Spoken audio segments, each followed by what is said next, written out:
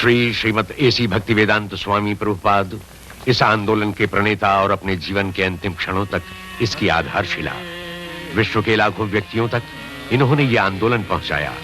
बिना किसी व्यक्तिगत स्वार्थ के भगवान श्री कृष्ण भावना का प्रसार करने के लिए इन्होंने उस परम पिता की भक्तिभाव से सेवा की।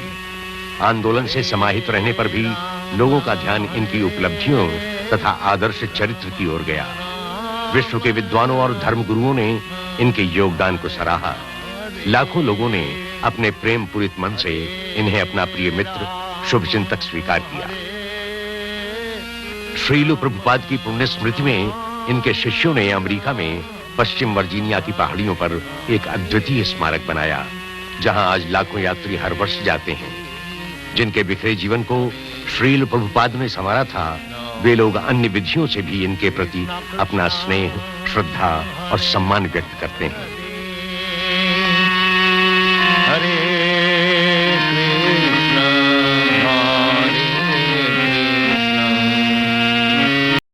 कृष्ण हरे हरे हरे राम हरे। सदैव भगवान श्री कृष्ण का स्मरण, यह मूल मंत्र सदियों से भारत की आध्यात्मिक संस्कृति का लक्ष्य रहा है। आज भी भगवान श्री कृष्ण का स्मरण शिल्पकला, नृत्य, नाट्य और दर्शन की अद्भुत प्रतिभा के रूप में किया जाता है।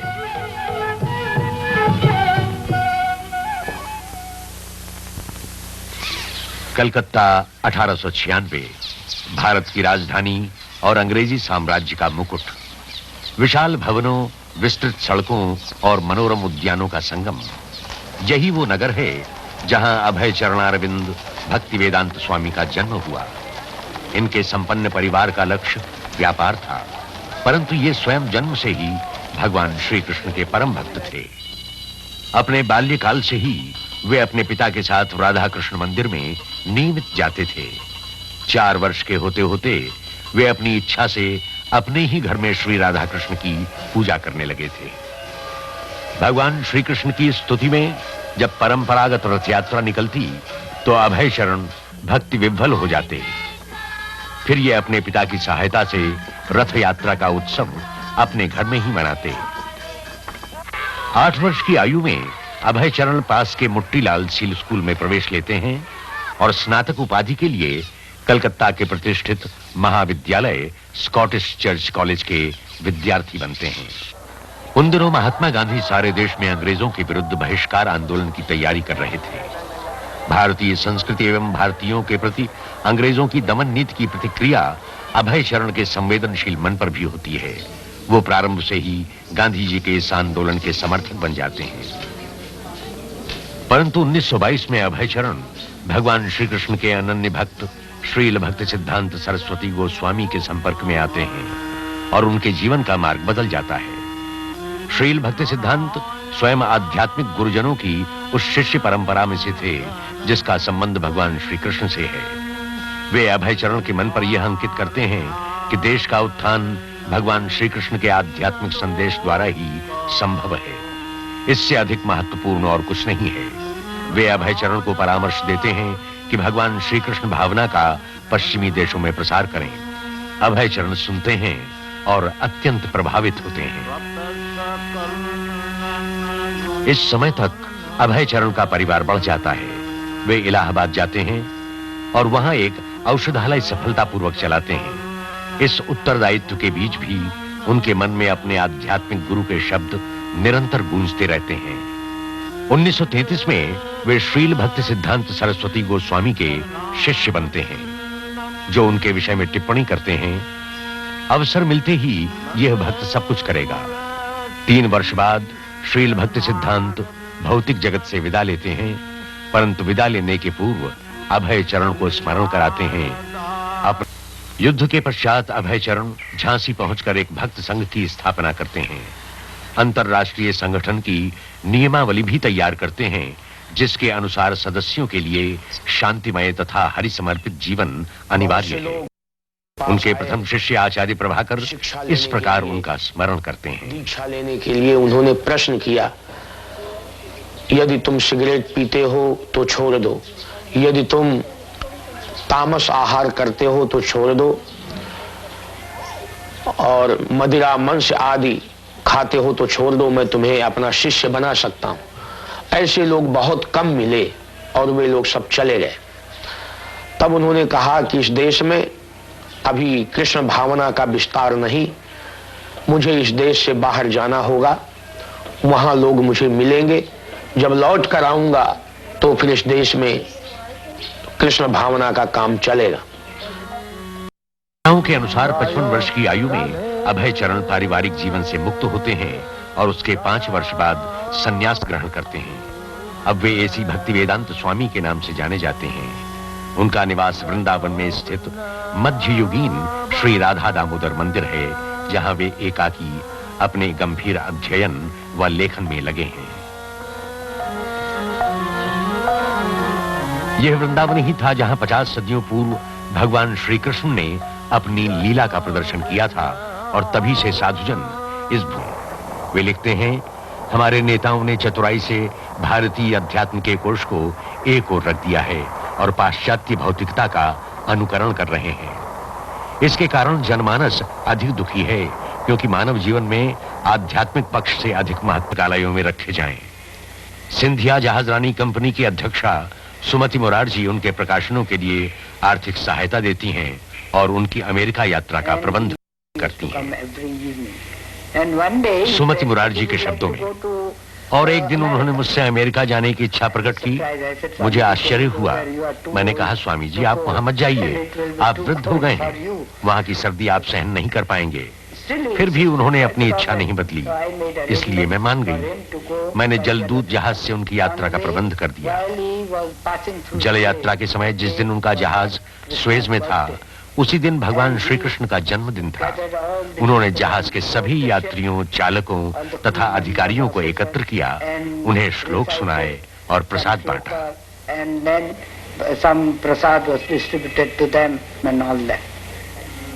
भक्ति वेदांत स्वामी एकाकी याचक की भांति लगभग आधा विश्व भ्रमण करते हैं। इस समय उनकी पूंजी भगवान श्री कृष्ण का अलौकिक संदेश और हरिनाम में उनकी आस्था है।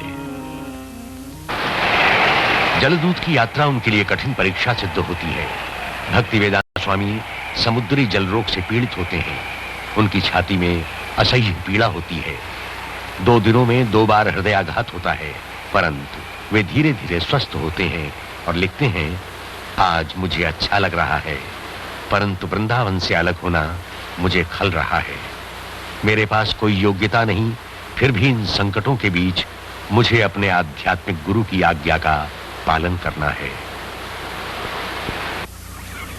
17 सितंबर 1965 जलदूत बोस्टन बंदरगाह के तट पर रुकता है। जहाज पर ही भक्ति वेदांत स्वामी लिखते हैं, मेरे आराध्य भगवान श्री कृष्ण, आपकी इस क्षुद्र व्यक्ति पर असीम कृपा है, परंतु मैं ये नहीं जानता आप मुझे यहाँ क्यों लाए। यहाँ के अधिकतर लोग जीवन की भौतिकता में डूबे हैं। मैं किस भांति उन तक आपका संदेश पहुंचाऊंगा। मैं तो केवल आपके शब्द दोहरा सकता हूं। यदि आप चाहें तो मेरी वाणी को ऐसी शक्ति दें ताकि मैं अपनी बात उन्हें समझा सकूं। न मैं भक्त हूं, न मेरे पास ज्ञान है, परंतु मुझे आपके पावन नाम पर विश्वास है। यदि आपकी दया होगी तभी मैं अपना नाम भक्ति वेदांत सार्थक कर पाऊंगा। और इसके बाद वे हस्ताक्षर करते हैं, अत्यंत दीनहीन भिक्षुक एसी भक्ति वेदांत स्वामी। बटलर में भक्ति वेदांत सुविधा पूर्वक रहते थे, परंतु उन्होंने सोचा कि विश्व का सर्वश्रेष्ठ दर्शन भगवान श्री कृष्ण की भावना का प्रसार विश्व के श्रेष्ठतम नगर न्यूयॉर्क से प्रारंभ किया जाए। वे वहां से 100 वेस्ट में 72वें मार्ग पर रहने आते हैं। 3 माह पश्चात उनका टाइपराइटर तथा अनुवाद के लिए उपयोगी टेप रिकॉर्डर चोरी हो जाता है। भक्ति वेदांत स्वामी ने बाद में कहा, मैं संकट उठाकर अमेरिका आया, शरीर शिथिल और जीवन का अंतिम चरण, कभी यह भी नहीं सोचता कि कहां रहूं, और फिर उसके ऊपर वहां का भयानक शीत। यूं तो मैं 1 वर्ष अकेला था, परंतु मैंने अकेलेपन का कभी अनुभव नहीं किया। मुझे यह आभास होता रहता था कि मेरे आध्यात्म गुरु मेरे समीप हैं, इसलिए सारी कठिनाइयां होते हुए भी मैंने अपना उत्साह नहीं खोया।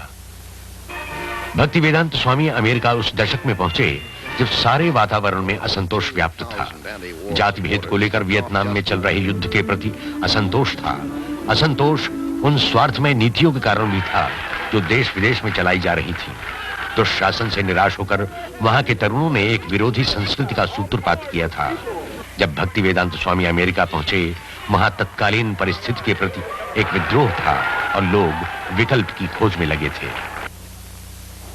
भक्तिवेदांत स्वामी कुछ दिन बावेरी में अपने एक मित्र के घर में कोठे में रहते हैं। मुकुंद स्वामी, जो इस समय उनकी कक्षाओं में उपस्थित रहते थे, अपनी प्रथम भेंट के विषय में कहते हैं। मुकुंद गोस्वामी के शब्दों में, वो बहुत मोटे कांच का चश्मा लगाते थे और एक संस्कृत की पुस्तक सदैव उनके सामने खुली रहती थी। उनकी वाणी गंभीर थी जो प्रतिध्वनित होती थी। वे साधिकार बोलते थे और उनका संस्कृत श्लोकों का पाठ मधुर होता था। स्पष्ट रूप से वे अद्वितीय विद्वान थे। भव्य व्यक्तित्व था, परंतु रहने का स्थान जानकर मुझे उनके प्रति उत्सुकता हुई। बावेरी न्यूयॉर्क में अत्यंत साधारण स्थल था। इसके बाद चर्चा के लिए मैं उनसे मिला। मैं खड़ा था और वो मेरी तरफ देख रहे थे एक अबोध बालक की तरह।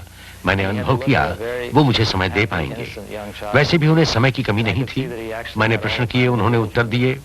इसके कुछ दिनों बाद वे पड़ोस के सेकेंड एवेन्यू में चले आए। हमने उनकी सहायता की और उन्हें एक छोटा सा स्थान रहने को मिल गया, जिसमें पीछे की ओर एक स्वतंत्र कमरा था और सामने एक दुकान की रूपरेखा। उसके कुछ ही दिनों बाद ये दुकान का भ्रम कराने वाला सेकेंड एवेन्यू, जो न्यूयॉर्क के लोअर ईस्ट साइड में था और चारों ओर हिप्पियों से घिरा था, एक भव्य श्री कृष्ण मंदिर में परिवर्तित हो गया।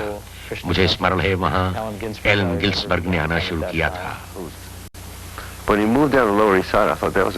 उनका लोअर ईस्ट साइड में आना ही उनके सामाजिक मूल्यांकन का प्रमाण था। वहां की परिपाटी थी कि स्वामी, योगी और महत्वपूर्ण गुरुजन शहर के उस ओर ठहरते थे जहां उन्हें पूंजीपतियों का सहयोग और सहायता मिलती थी। उसी ओर एक शानदार भवन में कृष्णमूर्ति रहते हैं और फ्रांस में बनी सामग्री का उपयोग करते हैं। भक्ति वेदांत स्वामी का स्थान तो कलकत्ते की गलियों का स्मरण कराता है। वहां तो हिप्पी भी हैं जो कलकत्ते में नहीं। वास्तव में वे उपयुक्त स्थान पर ज्ञान का प्रकाश और आत्मा का संगीत ला रहे हैं। यही उसकी आवश्यकता है।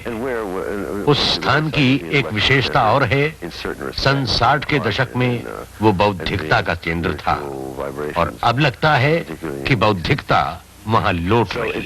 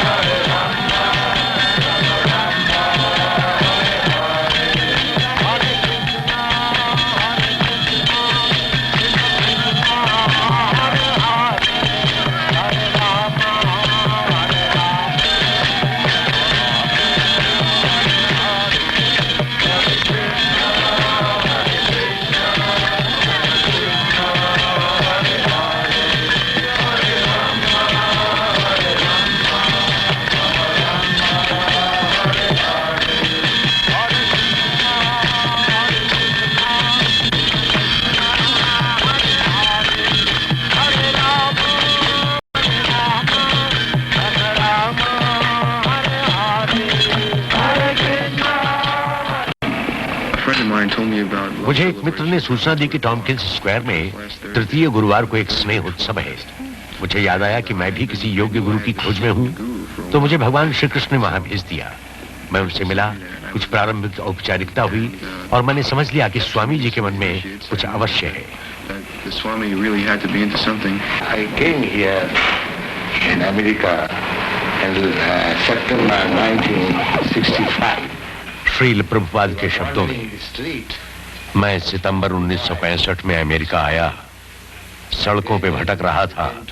कुछ बालकों ने मुझे देखा और धीरे धीरे मेरे पास आए। मेरा उद्देश्य भगवान श्री चैतन्य का दर्शन समझाना है। Chanting Hare Krishna, Krishna Krishna, Hare Hare, Hare Rama, Rama Rama, Hare Hare. This transcendental vibration. जप की आध्यात्मिक ध्वनियों से मानसिक विकार दूर होते हैं। ये ध्वनियां आत्मा की गहराई से निकलती हैं, अतएव इनका प्रभाव सब पर एक सा होता है, चाहे वो किसी भी भाषा, देश अथवा जाति का हो। To everyone without any question of language, nationality, creed or caste, because it is coming forth from the depth of the soul. बाद में भक्ति वेदांत स्वामी ने लिखा, भगवान श्री कृष्ण कुछ योजना बना रहे थे, तभी तो तुम सब एक एक करके मेरे पास आए। तुम सब निष्कपट हो, अतएव भगवान श्री कृष्ण भावना का आत्मसात कर सकोगे। अब मैं समझता हूँ वो सब चमत्कार था, अन्यथा एक वृद्ध जो पुस्तकें बेचकर क्षुधा शांत करता हो, जिसके पास जीवित रहने के साधन भी न हो, वो कैसे भौतिकता में डूबे समाज में भगवान की भावना का प्रवेश कर सकता है। भक्ति वेदांत स्वामी के लिए ये सुखद समय था। एक तरुण की तरह गाते बोलते वे हरे कृष्ण आंदोलन जनता के समक्ष लाते हैं। उद्यानों में जाप करके, बैक टू गॉड हेड की प्रतियां वितरित करके, रविवार को निःशुल्क प्रसाद भोज आयोजित करके वे असंख्य लोगों को आकर्षित करते हैं। भविष्य के लिए उनकी आशा बलवती होती है, उसके प्रसार के आसार स्पष्ट होते हैं। हरे कृष्ण आंदोलन पनपने लगता है। Sometime in the spring of 1967, people handed me clippings. 1967 के वसंत में मुझे कुछ व्यक्तियों ने न्यूयॉर्क के समाचार पत्रों की कतरनें दी। उनमें न्यूयॉर्क में आए एक स्वामी का उल्लेख था, अतएव मैं उनसे मिलने और उनके आंदोलन को समझने वहां गया। मैं पहले उनके शिष्यों से मिला और मैं स्पष्ट कहूं, भक्ति वेदांत स्वामी के शिष्यों से मिलकर मुझे निराशा हुई। उनका ज्ञान अधूरा था और अपने लक्ष्य के विषय में वे भ्रमित थे, परंतु एक बात अवश्य थी, वो सभी गंभीरता से समर्पित थे। मैं उनके ये दो विरोधी पक्ष, एक ओर अनियमितता और दूसरी ओर संपूर्ण समर्पण, तब तक नहीं समझ पाया जब तक मैं भक्ति वेदांत स्वामी से नहीं मिला। और जब मंदिर में कई बार जाने के बाद उनसे मिला, तब मैंने स्पष्टता जाना कि केवल इन्हीं के कारण यह आंदोलन प्रगति कर रहा है। आश्चर्य की बात तो यह थी कि वे स्वयं को इन गतियों का केंद्र नहीं बताते थे। उन्होंने कभी ये नहीं कहा कि अमुक काम मेरे लिए करो। वो हमेशा कहते कि मुझे और आपको ये काम भगवान श्री कृष्ण के लिए करना चाहिए। वो प्रायः ऐसे काम कहते थे जो करने वालों को असंभव लगते थे। उन्होंने अपने एक प्रारंभिक शिष्य से एक पत्रिका शुरू करने के लिए कहा। उसने पत्रिकाएं पढ़ी थीं, परंतु पत्रिका के प्रकाशन से वो अनभिज्ञ था। उसने कहा, मैं ये कैसे करूंगा? भक्ति वेदांत स्वामी ने उत्तर दिया, भगवान श्री कृष्ण तुम्हारी सहायता करेंगे। फिर भी वो भयभीत था। न उसके संपर्क थे, न उसमें लोगों का विश्वास जीतने की क्षमता थी। परंतु स्वामी जी उसमें विश्वास जगाते हैं, कहते हैं भगवान श्री कृष्ण ही मार्गदर्शक हैं, वे ही आगे बढ़ाएंगे और वे ही हर कार्य करने की शक्ति भी देंगे। भक्ति वेदांत स्वामी न्यूयॉर्क के नहीं हुए थे, वे तो केवल भगवान श्री कृष्ण के थे। इसलिए जब उनके अनुयायी उन्हें सैन फ्रांसिस्को बुलाते हैं तो वो वहां भी पहुंच जाते हैं। वहां के निर्द्वंद्व तरुणों को भगवान श्री कृष्ण के विषय में बतलाते हैं, उनकी पुरातन संस्कृति, उनका आध्यात्मिक भोजन, उनका हृदयगत जाप और सदैव उच्च आदर्शों का महत्व समझाते हैं। फलस्वरूप हिप्पी आंदोलन के केंद्र Haight Ashbury Golden Gate Park जैसे स्थान पर हरे कृष्ण का मंत्र गूंज उठता है। मंत्र की गूंज में अद्वितीय शक्ति और प्रभाव स्पष्ट दृष्टिगोचर होता है।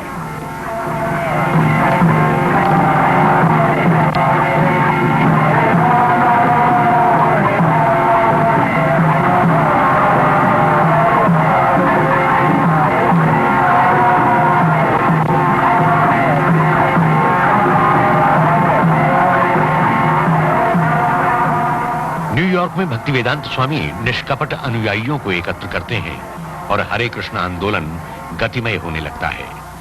भक्ति वेदांत स्वामी को लोग सम्मान से प्रभुपाद कहने लगते हैं, जिसका अर्थ उन चरणों से है जिनके समीप गुरुजन भी बैठते हैं।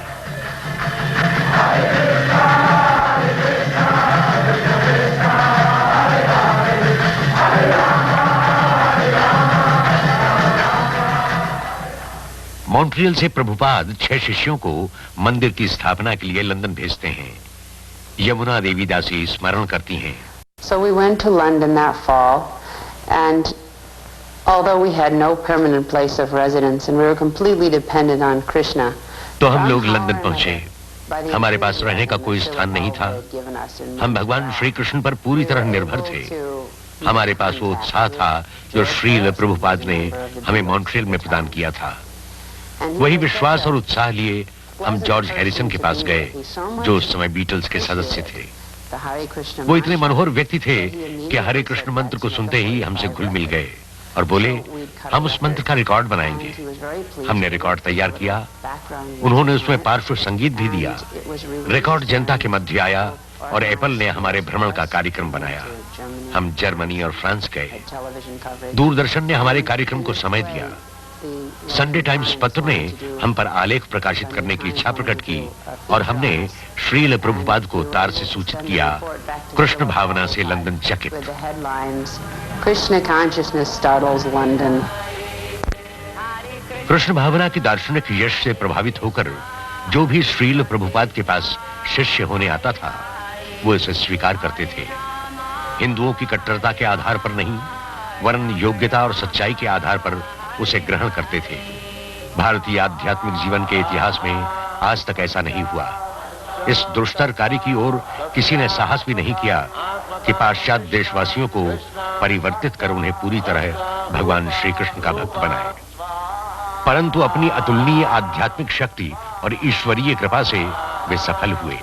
ऐसे सफल हुए जैसी उन्हें स्वयं भी आशा नहीं थी। यह आंदोलन कितना पुराना है?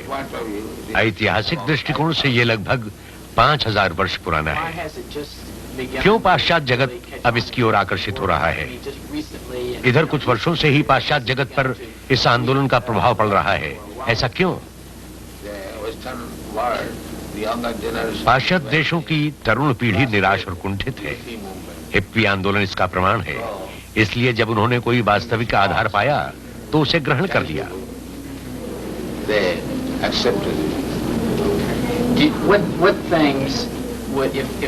यदि संपूर्ण संयुक्त राज्य श्री कृष्ण पर उतना ही विश्वास करने लगे जितना आप करते हैं, तो इस देश का क्या होगा? इसमें क्या परिवर्तन होगा?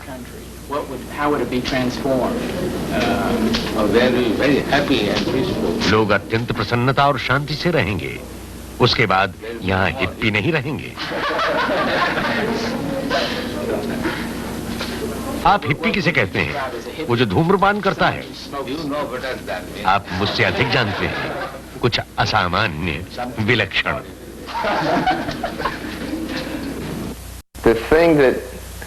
श्रील प्रभुपाद का अपने शिष्यों के प्रति समर्पण देखकर ही मुझे प्रेरणा मिली थी। अपने शिष्यों के साथ रहने में उन्हें महान सुख मिलता था। ये बात नहीं थी कि वे अनेक शिष्य बनाते थे और फिर उन्हें अपने कार्यों में लगाते थे। वास्तव में हम उनके लिए जितना कार्य करते थे, उससे अधिक वे हमारे लिए करते थे। यात्रा के समय उनके साथ रहकर मैंने देखा है वे हमारे लिए कितना त्याग करते थे। अपनी बीमारी के समय भी वो शिक्षा देते थे। हम लोगों के लिए चिंतित रहते थे। हमारे कार्यकलापों की जानकारी लेते थे और एक एक शिष्य के विषय में पूछते थे।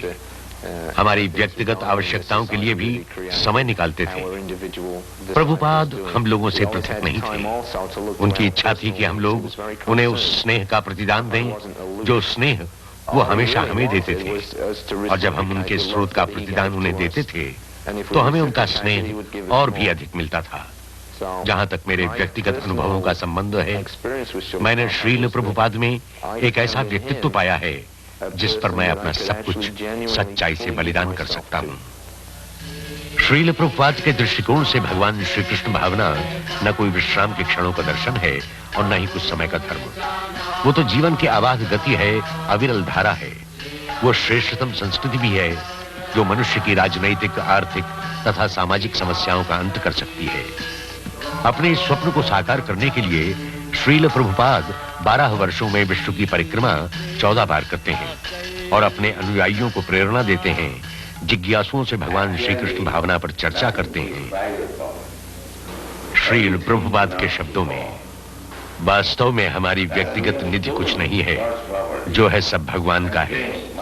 हमने भगवान की निधि चुराई है और उस पर अपना अधिकार जताते हैं। जैसे ऑस्ट्रेलिया, वहां अंग्रेज आए, पर क्या ऑस्ट्रेलिया अंग्रेजों की संपत्ति है? वो तो पहले से ही वहां था। अमेरिका भी था। और जब सब कुछ नष्ट हो जाएगा तब भी वो रहेगा। इस सत्य के बीच हम आते हैं और अपना अधिकार जताकर कहते हैं ये संपत्ति हमारी है, और फिर झगड़ते भी हैं। भगवान श्री कृष्ण भावना की परंपराओं को पूर्ण वैभव के साथ पुनः जागृत करने के लिए प्रभुपाद एक ऐसे कृषक समाज की कल्पना करते हैं जिसका केंद्र भगवान हो। सर्वप्रथम ऐसा समाज वो पश्चिमी वर्जीनिया की पहाड़ी पर प्रारंभ करते हैं। इसे प्रभुपाद भगवान श्री कृष्ण के वृंदावन का स्मरण कर नया वृंदावन नाम देते हैं। 1972 में श्रील प्रभुपाद डेलास टेक्सास में भगवान श्री कृष्ण भावना पर आधारित प्राथमिक शाला प्रारंभ करते हैं। सतस्वरूप दास गोस्वामी बतलाते हैं, श्रील प्रभुपाद व्यावहारिकता को ध्यान में रखकर प्राथमिक शाला प्रारंभ करते हैं जिसमें बालक नियमित अध्ययन के साथ आत्मबोध का ज्ञान भी पा सकें। इसका यह अर्थ हुआ कि गुरुकुल परिपाटी अनूठी थी क्योंकि वहां शिक्षक स्वयं दुर्गुणों से परे होता था। आज के शिक्षा जगत में ऐसे शिक्षक पाना कठिन है जो अपनी सारी शैक्षणिक योग्यताओं के बावजूद यौन विकृतियों, मद्यपान तथा धूम्रपान से मुक्त हो। परंतु भगवान श्री कृष्ण भावना के शिक्षक के लिए यह अनिवार्य है कि वो स्वयं भक्ति के ऐसे धरातल पर हो जहां उसके विद्यार्थी उसे आदर्श मानकर चलें। जो शिक्षक कहता है उससे अधिक जो वो करता है, उस सत्य से बालक शिक्षा ग्रहण करे। श्रील प्रभुपाद ने अपने गुरुकुल में इसी प्रकार के आदर्शों का समावेश किया। श्रील प्रभुपाद धीरे धीरे अपने शिष्यों को श्री मूर्ति पूजा की पवित्र परंपरा की ओर उन्मुख करते हैं ताकि वे अध्यात्म के क्षेत्र में उन्नति कर सकें। वे कहते हैं, भगवान श्री कृष्ण केवल ज्ञानेंद्रियों की सहायता से नहीं समझे जा सकते, परंतु मूर्ति के रूप में वे स्वयं हमारे सामने प्रकट होने की कृपा करते हैं और हमारी सेवा स्वीकार करते हैं। जब हम मूर्ति की सुंदरता की ओर आकर्षित होंगे तब हमारे मन से भौतिक वस्तुओं का आकर्षण नष्ट हो जाएगा। जो जो हम मूर्ति की सेवा करेंगे त्यों-त्यों हमारे मन में भगवान के प्रति निष्ठा बढ़ती जाएगी और यही निष्ठा हमारे जीवन को सफल करेगी।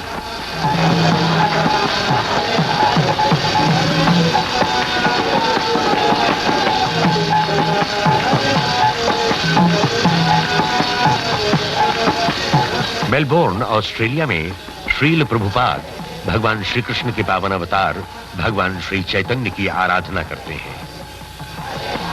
By Chaitanya Mahaprabhu's mercy, we have been... इस युग में मनुष्य का बड़ा पतन हुआ है, अतएव उत्थान का मार्ग भी बड़ा ही सहज बतलाया गया है। हरि नाम का जप ही सबका भाग्य विधाता है। They have been recommended simply to chant the holy name of God. That's all. America में आने के 5 वर्ष बाद तक श्रील प्रभुपाद भगवान श्री कृष्ण भावना का परिचय पाश्चात्य नागरिकों को कराते हैं, जिसमें गृहिणियों से लगाकर हिप्पी और प्रशासक तक आते हैं। उसके बाद नवंबर 1971 में विश्व भ्रमण के पश्चात वे अपने कुछ अनुयायियों सहित दिल्ली आते हैं। वहां के मेयर उनका स्वागत कुछ ऐसे करते हैं जैसे घर लौटे किसी महान देशभक्त का किया जाता है। प्रभुपाद भगवान चैतन्य का उदाहरण देते हैं। भारत में जन्म लेने वाले हर व्यक्ति का कर्तव्य है कि दूसरों के हित में भगवान श्री कृष्ण भावना का प्रसार करे। यही भारत का सबसे महान वैभव है और यही अनूठा उपहार वो विश्व को दे सकता है। दिल्ली के मैदान में 30,000 भारतीय एकत्र होते हैं। वे पाश्चात्य भक्तों को देखने और प्रभुपाद को सुनने के लिए उत्सुक हैं। हरे Krishna Krishna Krishna Hare Hare. To bring about this change in India, Bhavanand Goswami के शब्दों में, भारत में ये परिवर्तन लाने और भगवान श्री कृष्ण भावना को पुनर्जागृत करने के लिए ही प्रभुपाद ने योजना बनाई थी कि वे अपने साथ नृत्य करने वाले श्वेत हाथी लाएं। उन्होंने मुझसे कहा था, जब मैं अपने शिष्यों के साथ भारत आऊं तो भारतीय मेरे नृत्य करने वाले श्वेत हाथियों को देखने अवश्य आएंगे। हमें प्रभुपाद के नृत्य करने वाले श्वेत हाथी बनकर बड़ा आनंद आता है। हमने उसे अपने पर प्रभुपाद की असीम अनुकंपा समझा कि उन्होंने हमें अपना नृत्य करने वाला श्वेत हाथी समझा और हम भगवान श्री कृष्ण भावना के भारत प्रसार में उनका सहयोग दे सके। told by an astrologer in पश्चिमी बंगाल के नवद्वीप स्थान के एक ज्योतिषी ने प्रभुपाद का